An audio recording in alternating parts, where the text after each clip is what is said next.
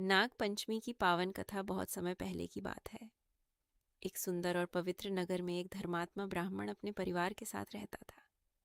वह भगवान शिव का अनन्य भक्त था। प्रतिदिन प्रातः उठकर वह स्नान करता, शिवलिंग पर जल चढ़ाता और पूरे मन से AUM नमः शिवाय का जाप करता था। उस ब्राह्मण के घर में कई पुत्र थे, लेकिन उसके सबसे छोटे पुत्र को भगवान शिव और नाग देवताओं से विशेष प्रेम था। वह जब भी शिव मंदिर जाता, भगवान शिव के गले में विराजमान नाग को देखकर मन ही मन प्रणाम करता और कहता, हे नाग देवता, आप तो स्वयं महादेव के आभूषण हैं, मुझे हमेशा अपनी कृपा में रखना। समय बीतता गया। एक दिन सावन के महीने में ब्राह्मण का परिवार खेत के पास गया। वहीं एक पुराने पेड़ के नीचे नाग देवता का बिल था। अनजाने में खेत में काम करते समय उस बिल को नुकसान पहुंच गया। उस बिल में रहने वाली नागिन अपने बच्चों को लेकर बहुत दुखी हुई।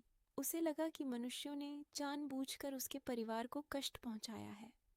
क्रोधित होकर वह ब्राह्मण के घर पहुंची। रात का समय था। घर के सभी लोग सो रहे थे।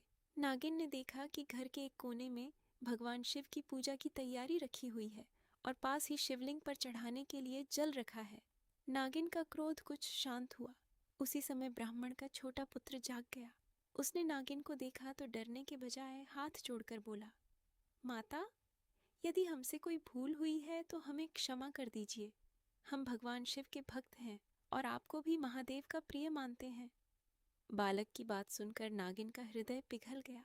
उसने कहा, बेटा, तुम्हारे परिवार से अनजाने में मेरे बच्चों को कष्ट पहुंचा है, लेकिन तुम्हारे मन में हमारे लिए श्रद्धा देखकर मैं प्रसन्न हूँ।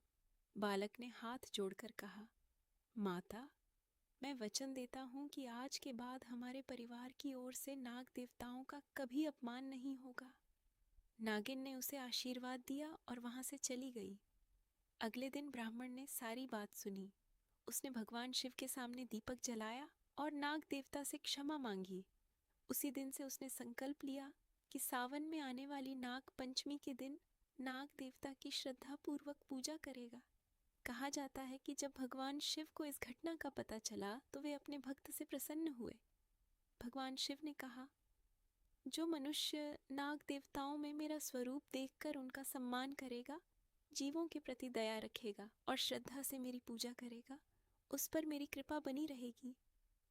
तभी से नाग पंचमी के दिन भगवान शिव और नाग देवताओं की पूजा की परंपरा विशेष रूप से मानी जाने लगी। नाग पंचमी के दिन भक्त प्रातःकाल स्नान करके भगवान शिव का ध्यान करते हैं, शिवलिंग पर जल अर्पित करते हैं और भगवान शिव के गले में विराजमान नाग देवता को प्रणाम करते हैं। इस दिन लोग प्रार्थना करते हैं, हे नाग देवता, हमारे परिवार की रक्षा करें, हमारे घर में सुख शांति और समृद्धि बनाए रखें। हे महादेव, हमारे सभी अपराध क्षमा करें और अपनी भक्ति प्रदान करें। मान्यता है कि नाग पंचमी केवल नाग देवता की पूजा का दिन नहीं है, बल्कि यह हमें प्रकृति के प्रत्येक जीव के प्रति दया और सम्मान रखने की सीख भी देती है। भगवान शिव स्वयं अपने गले में नाग को धारण करते हैं।